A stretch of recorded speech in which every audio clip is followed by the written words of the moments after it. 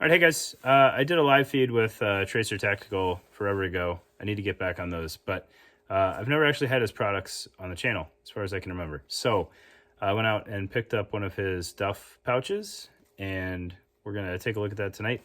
It is a fanny pack slash dangler slash micro rig expander, which I don't know.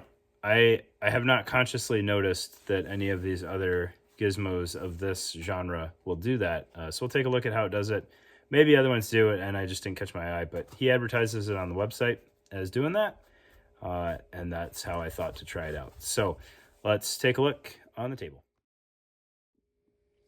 All right, guys. So first things first, I did buy this from Tracer, and while little of what it does is original to the market. Not to say that this is copying anything else, but the concepts are out there. If nothing else, Tracer Tactical has an extreme range of colors and patterns that you can buy his stuff in. So some of the really niche stuff that's either limited release or patterns that just nobody else uses, he has available. So depending on how much you need this to tie into other things and match, you can get pretty crazy with your options, right? Additionally, this is leaning towards what is now a micro dangler, which that kind of snuck up on us as a thing. Pharaoh did it first, as far as I know, with the really compressed height. This is kind of a good in-between. Plus, it's a little bit longer, so it probably looks a little bit more squatty than it actually is. It's got a good bit of volume in it without getting excessive. Looking at the outside, you have a loop face, which I believe is color matched on everything that can possibly be color matched. And knowing some of the, with how much of the pouch this covers, I would imagine that he does not use solid color Velcro anywhere unless he has to. Right, along the bottom, you've got this daisy chain here. I kind of like this idea over some of the other dangler pouches that are out there. So you can put rubber band mounted tourniquets on here, which I'm much more a fan of than kind of the standard shock cord. Another option is like an elastic tunnel. That works out pretty well too. But I do like this because you have flexibility. If you're mounting a knife or something under here that you want to pull horizontal, you've got more options to tie down. Like you can put, zip ties in between each stitch line, and it'll move less on you as you try to draw that knife. So I do appreciate that versus the industry standard of like, hey, let's slap 2 grommets in there and hand them a wad of shock cord. All right. On the sides, you have a chunk of 1-inch webbing that you can put split bar buckles on to turn this thing into a fanny pack, if that's something that you want to do. The front pocket here, this is really the only thing on here that doesn't do anything for me. And it's just because it's short enough and there's no stretch built into anything. It does have a little bit of organic volume to it, but really not much. So you could muscle an M4 mag in there, just if you just needed some spare ammo or something that's not super readily accessible. But that's kind of the capacity of that. And there's no organization in there. So some of your smaller things that you might carry are just going to kind of be loose in there. Right. The main pocket. Oh my, what did I do? This is not his fault. These zippers work fine. I did something to this. Oh man.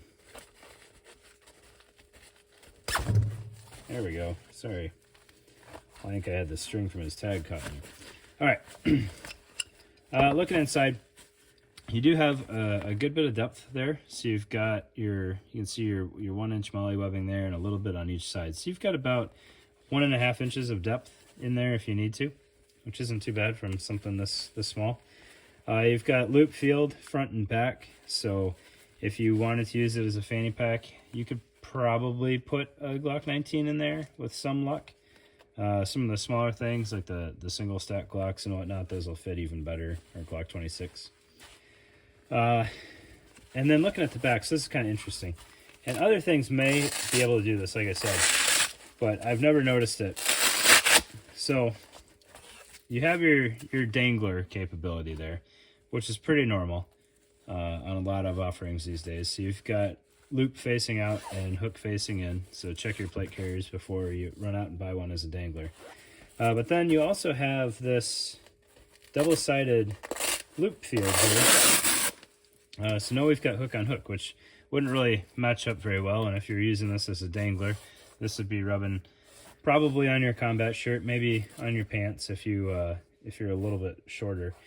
But what you can do is you can take something like a Spiritus Microfight, or one of the many options that Tracer offers, which has loop on the outermost portion, and you can stick this loop in here, or this hook in here, I'm sorry. This will be a little sloppy. You guys will get the idea. Tuck that in there and then fold this over, and now you have a fairly good size general purpose pocket on the front of your micro rig. So now with the Spiritus option, where it's already 2 layers and then you throw this on here, that may not be the most ideal configuration, but there's plenty of single layer placards out there these days that have the same Spiritus Velcro arrangement in them.